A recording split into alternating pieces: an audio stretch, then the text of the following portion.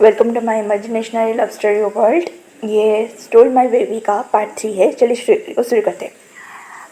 ठीक है। तो आज ना नैन मेंशन में ना थोड़ी सी अफरा तफरी बची थी। ठीक है। बटलर ना नैनीज मतलब बहुत सारी नैनीज नहीं है, ऑब्वियसली लांस को डरते हुए बहुत चुने चुने नैनीज आए थे। वेंकीज ने अच्छी खासी विंग का रिज्यूम बना दिया था। ठीक है। मतलब बहुत अच्छे खासी चुने नैनीज आए थे, मतलब 6-7 और 8 या 9 नैनीज थे, ऐसे कुछ थे। तो विंग उनमें से एक था। ठीक है। वहाँ पे ना वो लाइन पे खड़ा था और पीछे से सर्वेंट भागते हुए आ रहे थे, कह रहे थे आयन बाबा अब गिर जाओगे, ऐसे मत करो, पानी मत फेंकिए, अब गिर जाओगे, ऐसे वो चिल्ला रहे थे। आयन जैसे ही गिरने वाला था ना, सारे नैनीज वहाँ पे खड़े हुए थे, पर विंग जैसे देख रहा था कि आयन गिरने वाला है, वो भाग के चक्के विंग मतलब आयन को पकड़ता है और आयन बस विंग को देखते रहता है। और विंग आप ठीक हो, तुम ठीक हो? तो ये सुनने के बाद आयन जो कहते हैं ना एक फीलिंग जो होता है ना, एक कनेक्शन, वो फील करता है और वो इनको कस के पकड़ लेता है और उसके ऊपर ना कोला बेर की तरह चिपक जाता है। तभी पीछे से ना वांगजी आके बोलता है, तुम लोग एक बच्चे को नहीं संभाल सकते। वो सर्वेंट्स के ऊपर ना जोर से चिल्लाता है, तो सारे सर्वेंट ना डर जाते हैं। वो नैनीज भी वहाँ पे जो थे ना, वो आयन से ज़्यादा ना वो जो पीछे खड़ा था उसे देख के डर रहे थे। हाँ, आयन के पास नानी नहीं है ऐसा नहीं है। आयन हर एक दिन हर नानी को इतना परेशान करता है, वो नानी ना खुद काम छोड़ के भाग जाती है। और ये सारी चीज़ें ना सिचन हैंडल कर रहे थे, पर आज वांगजी ने कहा कि आज मैं हैंडल करूँगा ये कैसे। तो ये सुनने के बाद विंग और वांगजी की आँखें मिलती है, तो वांगजी ना इनको देखते ही रह जाता था। तो विंग वांगजी देख रहा था कि आयन कैसे विंग को एक कोला बेर की तरह चिपक के खड़ा है। और आयन ना किसी के पास इजीली जाता नहीं है। ठीक है। सबके पास ऐसे घुल मिल नहीं जाता है, कुछ चुन लोगों के पास ही जाता है। तो उनमें से ना आज वहीं थोड़ा शौक था। तो उन्होंने कहा क्या इसने मुझे पहचान लिया कि मैं एक लड़का हूँ? तो उन्होंने कहा नहीं, ऐसा ही हो नहीं सकता। हाँ, आयन को देखिए। तो उन्होंने कहा आयन बेबी नीचे उतर जा। तो आयन सही ला रहा था, तो वही एक ऑकवर्ड सी स्माइल दी। तो आगे ने कहा बाकी सब चले जाओ। ये सुनने के बाद सारे नैनीज भी लाइक हाँ चले जान बची, क्योंकि वो वहाँ से चले जा चुके थे। सिचन सॉन्गलैंड थाउजेंड स्वेयर हाँ करके देख रहे थे, क्योंकि ना उनको कोला बेर की तरह चिपक रहा था। वो एक ऑकवर्ड सी स्माइल दे रहा था, क्योंकि अभी ना उनको पता है उस सामने वाले इंसान पे उसे जितना भी गुस्सा आ जाए, अपने गुस्से पे काबू रखना पड़ेगा। ठीक है। और उनको पता नहीं कि इतने से बांगजी और सिचन कौन है। ठीक है। इतना पर्सनल इन्फॉर्मेशन उनको हाथों नहीं लगा था। ठीक है। तो तभी सिचन आए बोलते हैं आयन नीचे उतर जाओ देखो। तो बोले कितने प्यार से बात कर रहे हैं, क्या ये मेरे बच्चे का डैड है या फिर वो जो अभी गुस्से में चिल्ला रहा था। तो फिर कहता है आयन बेबी आप नीचे उतर जाओ, देखिए आपकी डैड बोल रहे हैं। तो सिचन भी लाइक मैं इसका डैड हूँ। तो आयन भी देखिए ना आपके डैड बुला रहे हैं, आप नीचे उतर गए। तो आयन ना उनसे थोड़ा सा दूर हटता है और एक बार बांगी को, एक बार सिचन को और एक बार विंग को देखता है और कहता है नहीं। तो विंग ने क्या आप आपके बच्चे को मारते हो? तो सिचन भी लाइक मैं तुम्हें ऐसा दिखता हूँ? तो साउथ इंडियन सोयांग और सॉन्गलांग ना हंसी आ रही थी। पहले तो आयन के सिचुएशन को देख के उन्हें शौक लगा था, पर विंग की जो थे ना कि सिचन को उसने डांट समझ लिया था आयन का, ये सुन के ना सबको हंसी तो आ रही थी। भांगजी बस घूर रहा था एक डेथ क्लियर के साथ। तो भांगजी ने कहा तुम्हें लगता है आयन का बेटा है? वही मतलब भांगजी की पूरी कोल्ड वॉइस थी, वही की पूरी बॉडी काँप गई थी उस टाइम पे। तो आयन नीचे उतर जाए और सीधा जाके भांगजी को हक करता है। तो वही को अब पता चला कि ये नहीं वो डैड है। तो सिचन ने मतलब जैसे वो इनके लुक को समझ गए थे और कहा हाँ बिल्कुल वो डैड है। हाँ, तो इन्हें कहा पता ही नहीं चल रहा था ना, बच्चा किसी और पे दिख रहा था। आप इतने प्यार से बात करें, मुझे लगा कि ये बच्चा आपका होगा, नहीं किसी इतना कि चुप हो गया था, क्योंकि इनको पता नहीं था ना सिचन और बांगी कौन है। तो इनको विंग को ऊपर से पता चला था कि वांगजी ही आयन का फादर है। और विंग ना ज़्यादा वांगजी के बारे में इंफॉर्मेशन नहीं निकालता है और उसे मिलता भी नहीं है, बस उसे आयन के बारे में जानना था तो उसके बारे में वो इंफॉर्मेशन निकालता है। तो सिचन ना बस विंग को देख रहे थे, वांगजी को देख रहे थे। तो सिचन ने कहा बैठ के बात करते, हाँ ठीक है वांग जी चलो। तो वांग जी ने कहा आयरन को लेके जाओ। तो साउथ इंडियन ने कहा आयरन ना नीचे उतरता है, कहता मतलब नाम में से हिलाता है, कहता है नीचे नहीं जाना। तो वांग जी ने कहा क्या तुम्हें बहुत पसंद है, क्या उसे तुम्हें नानी के जो पाउच में रखना है। तो आयरन ने पीछे मुड़ता है, इनको देखता है और अपने सर हाँ में हिला देता है। तो वांग जी कहता है तो तुम्हें साउथ इंडियन अंकल के साथ जाना होगा।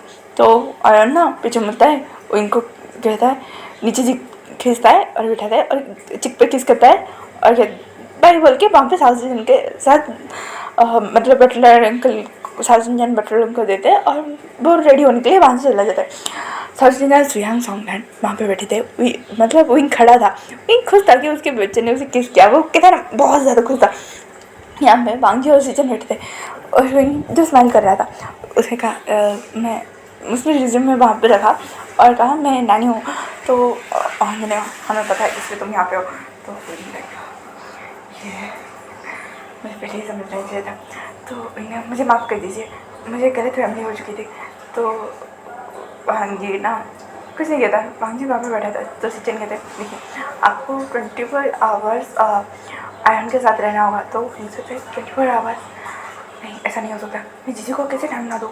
तो उनके नहीं ऐसा नहीं हो सकता है, मेरा मैं ऐसा नहीं कर सकता हूँ। मैं आपको ये बोल सकता हूँ कि मैं आयरन के साथ लंच टाइम में और बाकी टाइम में रह सकता हूँ उनसे, पर 24/7 नहीं रह सकता हूँ, सॉरी।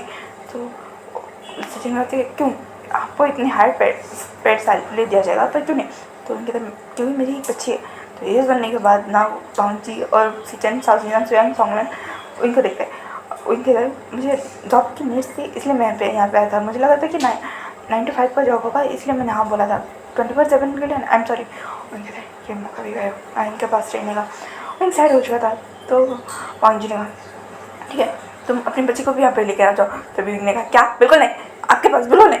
तो मतलब विंग जैसे हाइपर होके बोल रहा था ना साउथ इंडियन सुयांग सॉन्गलैंड सिचन, या सिचन भी थोड़े शौक हो गए थे क्योंकि भाई क्या प्रॉब्लम है। और वांग जी के साथ में इतनी ऊंची आवाज़ में इतने बेहतर होके कौन बोल सकता है। तो उन्होंने कहा आपके पास बिल्कुल लाइक सीरियसली माफिया के अड्डे पे लेके आओ उसे। विंग बोल रहा था, वांग जी बस विंग को देख रहा था। उसने कहा माफिया के अड्डे में लाइक सीरियसली। तो विंग ने कहा विंग तेरे बटबले को कंट्रोल कर। तो इन्हें वो ऐसा नहीं हो सकता ना, मतलब मैं वो मैं कैसे मैं कैसे जीजी को यहाँ पे लेके आ सकता हूँ। वो छोटी सी बच्ची है, उसके भी मेंटल हेल्थ के बारे में मुझे सोचना पड़ेगा ना। तो सचिन ने कहा आप परेशान मत हुए, आप जीजी को आयरन के साथ रख सकती है, हमें कोई प्रॉब्लम नहीं है क्योंकि आयरन ने पहली बार किसी को अपने लिए मांगा है। तो उनके लिए क्या तो सचिन कहते हैं जैसे कि आप देख सकते हो वो बोल नहीं सकता है पहली बार। दूसरी बार उसने बोला कि आप उसे चाहिए आते हैं। तो उसके उसके साथ पर्टिकुलर आगे चढ़ना पड़ेगा और यहाँ पे सेकंड करते हैं आप वहाँ पर शिफ्ट हो सकते हैं। तो उन्हें मेरे हिसाब से हैं आप ठीक है अब ये बात कंफर्म हो चुकी थी कि इन वहाँ पे आज रहने के रूप में रहेगा, ठीक है। फिर कब से हमें तो सीजन के थे आप शिफ्ट कब हो सकते हैं वो बता दीजिए, पर जॉब आपको आज से शुरू करना पड़ेगा। तो हम अपने सर हाँ में वाले तो ये जो बैठा था तभी वो खड़ा हो गया और उनके पास आते पीछे पीछे पीछे पीछे पीछे वो पीछे पूरे करने कहते हैं ना सोफा की जो कर्नर होता है ना वहाँ पर आके खड़ा था। मांगी जैसे और एक स्टेप आगे लेता है ना तो सीधा सोफे में और वो बैलेंस को बचाने के चक्कर में मांगी को के टाई को खींच के भी वो मांगी के साथ ना सोफे में सारे लोग हाँ करके देखे थे क्योंकि वांगी और वांगी इनके ऊपर था और वो इनको घूरे जा रहा था और कह रहा था मैं डेविल। तो मतलब माफिया का देन तो मैं नहीं मेरा हमारा मतलब बेटे की जगह मेरे और मेरे बच्चे का घर होने वाला। तो वांगी ना एक्सपेक्ट करता रहता है like seriously you are a nanny of my kid but now you have also a nanny of my mind. ये सुनने के बाद सारे लोग हाँ करके बस वांगी को देख रहे थे। मतलब ये गलत है। तो हमने क्या बोलते मैंने सुना था कि आयरन की डांट के ये सुनने के बाद ना सिचन साउथ इंडियन से सॉन्ग लड़ना मतलब वही जो लड़ा था उसकी हिम्मत को दे रहे थे कि वो कैसे मतलब कैसे बोल पा रहा है ये भांजी के सामने, कैसे भांजी का गुस्सा गुस्सा कुछ पता ही नहीं है, या फिर गलत फैमिली का पहाड़ है ये लड़की मतलब विंग। ओके ठीक है। तो भांजी ना एक्सपेक्ट करता है कहता है पर तुम मुझे कहीं से भी लड़की नहीं लग रहे हो। विंग बस घूर रहा था, मतलब पहली बार उससे किसी ने लड़की नहीं है बोला, वरना सारे लोग ना उनको पहले नज़र में देखते ही बोलते थे कि भाई तुम एक लड़की हो गया।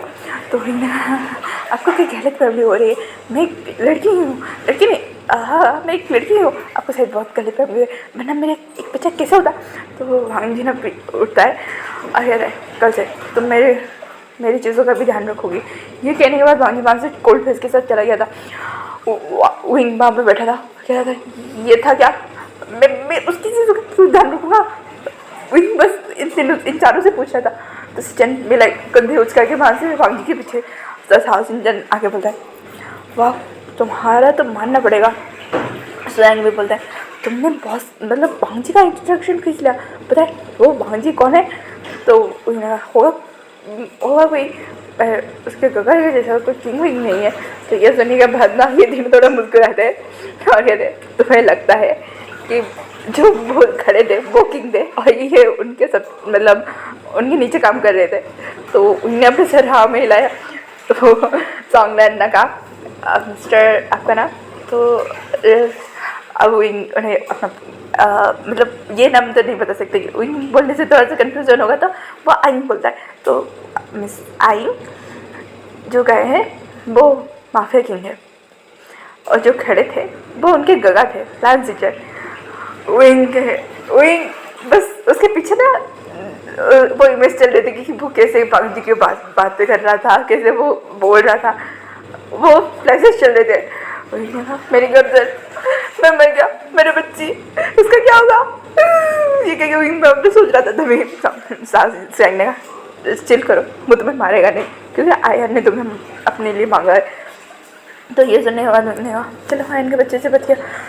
ये कहने के बाद वहीं वहाँ से उठता है और उन्हें बो डाउन करके वहाँ से निकलता है। हाउस इंजन सॉन्ग एक दूसरे से बातें कर रहे थे।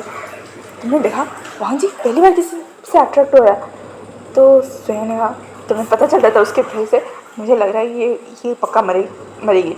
तो साउथ इंडियन ने कहा छोड़ा स्वयं। तो स्वयं ने कहा क्या चलो वरना वो डेविल का ऑफिस में जाएगी डेविल बन जाएगा। तो ये सुनने के बाद वो ये तीनों हंसते हैं और वहाँ से निकल जाते हैं। वहीं आता है वंकिंग और वेनिंग को सारी चीज़ें बताता है। तो वंकिंग ने कहा ये तो अच्छी बात है ना विंग। तो विंग ने कहा हाँ मुझे पता ही है अच्छी बात है, मुझे लगा था कि जिस से दूर रहना पड़ेगा पर अब चलो कोई प्रॉब्लम नहीं है। तो वेनिंग ने कहा तुम जिसी को वहाँ पर नहीं ले जाने वाले थे, तुम्हारा प्लान यही था, फिर अचानक क्यों। तो विंग कहता है मैं एक बच्चे के लिए दूसरे बच्चे के साथ कैसे अनफेयर हो जाऊँ। तो ये सुनने के बाद ना रनिंग कहता है तुम्हारा कुछ नहीं हो सकता है, वैसे ये सारे रहे। तो लांस ना अब कंपनी की सीईओ बन चुकी थी ठीक है। उसके डैड ने उसे हैंड ओवर कर दिया था कंपनी को। और भाई जो सॉरी लांस सूसी नहीं ली सूसी, जो भाई ली कंपनी में इतने घोटाले चल रहे थे, इतने कर्म कांड चल रहे थे, बस कोई सबूत नहीं था। तो विंग ने कहा जैकपॉट, उसे बस इतना इससे तो पूरी लीग कंपनी डूब जाएगी। तो ये सुनने में पर एक लूप हॉल है, लैंड कॉर्पोरेशन उसे सपोर्ट कर रहा है और मुझे नहीं लगता है कि इतनी आसानी से हम लीग कंपनी को डुबा पाएंगे। लैंड कॉर्पोरेशन के सपोर्ट की वजह से नहीं कोई लीग कंपनी को हाथ लगाने की कोशिश कर रहा है। तो विंग ना पास में जो कांच का ग्लास था उसे फेंक देता है गुस्से में और कहता है लांस लांस लांस, मन कर रहा था उसे मार ही डालूँ वहीं पे। तो विंग ने कहा विंग, तो विंग ने कहा क्या करूँ, उसकी वजह से उसी के वजह से ये सब हो रहा है, नहीं मैं उसी के पास पहुँच पा रहा हूँ नहीं। तो विंग एक गहरी सांस लेके वहाँ पर बैठ जाता है। तो विंग बहुत सारे कांच के जो टुकड़े थे उसे अच्छे से क्लीन करता है और डस्टबिन पे फेंकता है और कहता है विंग शांत हो जाओ। तो विंग ने कहा मुझे लांस को भी ठिकाने लगाने, माफिया है ना तो माफिया की नहीं सही लॉयर्स, इतना तो कानून में भी जानता हूँ कि आउट ऑफ द लॉ जाकर कोई कुछ करता है उन्हें तो पनिशमेंट मिलता है, चाहे जितने बड़े तो हो। अगर ये सारी न्यूज़ में आ जाए तो पब्लिकली भटका दे तो ये सुनने वाला रैंकिंग है वहीं। तो वही नहीं लगा, पहले सोचा था आयरन को लेकर यहाँ से निकल जाऊँ, पर नहीं, इन लांस को छोड़ना गलती हो जाएगा रैंकिंग। उनकी वजह से उस सुशी की पर निकल आए और उसने कितने न जाने लोगों की ज़िंदगी ख़राब कर दी, क्योंकि उस में लिखा था कि कैसे क्या क्यों। वही ने हाँ, और लांस से मेरा पुराना हिसाब भी तो बाकी है, क्योंकि हाँ विंग के जो मॉम डैड थे वही चैंग से और कैंसर वो लांस के इस कंपनी में काम कर रहे थे, ठीक है। और एक हादसा हुआ और उस कंपनी में आग लगे और सारा ब्लेम जो था ना वो वेचंग से और कांग्रेस के ऊपर आ गया था। विंग तब बहुत छोटा था, बहुत मतलब करीब 7 या 8 साल का होगा। उस समय वेचंग से और कांग्रेस ना उन्हें ब्लेम किया जा रहा था कि उनकी वजह से इतने सारे लोग मरे गए, इतना कुछ हो गया। तो इसलिए ना उन्होंने बहुत सारी जो धमकियाँ थी वो आने लगी थी, जो मेंटली हैरेसमेंट था वो हो रहा था। तो बेचैन से और कंसिडर नहीं समझ पा रहे थे और उन्होंने एक दिन वो रोड क्रॉस करके जा रहे थे, उनका एक्सीडेंट हो गया और वो मर गए। उनको इतना पता है, उन्होंने कहा ये सब उन लांस की वजह से हो रहा है। पहले मैंने छोड़ा, मैंने जाने दिया, क्योंकि मुझे बस जीना था एक ज़िंदगी। फिर भी वो लांस फिर से मेरी ज़िंदगी में आए, मैं उन्हें क्यों छोड़ूं। तो बैंकिंग ने कहा तो क्या करने वाले। तो उन्हें कहते ना घर का वैद्य लंका है, तो अब मैं उन्हीं के घर पे रहूँगा, उन्हीं का खाऊंगा, उन्हीं का पीऊँगा और उन्हीं के बारे में सारी चीज़ें निकलवाऊँगा। तो बैंकिंग कहता है संभल के वांग जी के बारे में जितना पता चला है। तो वही ने कहा क्या कि वो बहुत क्रूर है, तो देखते हैं वो कितना क्रूर है।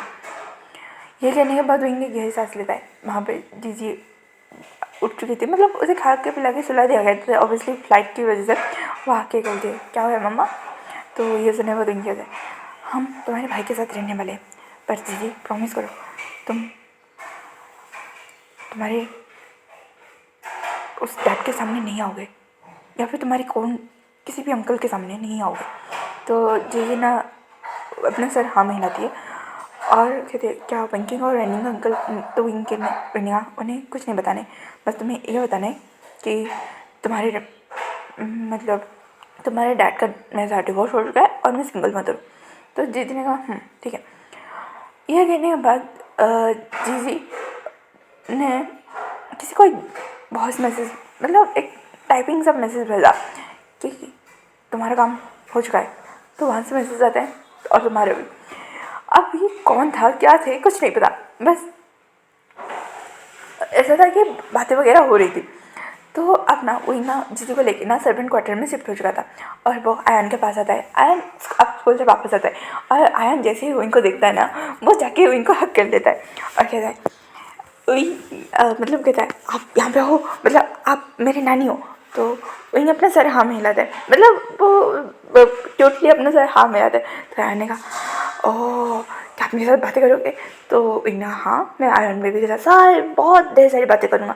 आयन क्या खाना चाहता है, आयन को क्या चाहिए। तो आयन ना पहले जाता है अपना बैग पैक सब वगैरह वो है ना वांग जी का जो कहने वो एक्टिव हो जाएगा, वो सारी चीज़ों को सही पे रखता है, खुद फ्रेश होता है, खुद घर के कपड़े पहनता है और कहता है मुझे बताया गया था आपकी एक बेटी भी है, क्या मैं उससे मिल सकता हूँ। तो वही ना थोड़ा सा ऑकवर्ड स्माइल देता है और कहता है भाई इतनी जल्दी। फिर भी वही ना अपने सर हाथ में लाते हैं और कहता है चलो आयन बेबी को मिलाते हैं। तो वो सर्वेंट क्वार्टर की ओर जाते हैं और वो सर्वेंट अच्छा खासा बेबी के साथ रहने के लिए तैयार किया गया था। तो वहाँ पे जीजी ना पढ़ रही थी बुक्स। ओके तो आयन आता है और कहता है अब मैंने ये सर से बोल रहा है हेलो। तो जीजी भी लाइक हेलो। तो आयन लिख के बोलता है क्या मेरे दोस्त बनोगी। तो जीजी ना एक बार आयन को देखता है और कहता है तो विंग कहता है तो क्या खाना पसंद करेंगे मेरे प्यारे से बच्चा। तो ये सुनने के बाद आयन ने कहा मुझे डम्पलिंग खानी है। तो और जीजी ने कहा मुझे भी। तो ये सुनने के बाद विंग ने कहा ठीक है मैं बनाता हूँ, तुम्हें कुछ चीज़ों से एलर्जी है आयन। तो ये सुनने के बाद आयन ने कहा कि नहीं मुझे सिर्फ मतलब काजू से एलर्जी है। तो ऑब्वियसली वो एलर्जी जीजी को भी थी।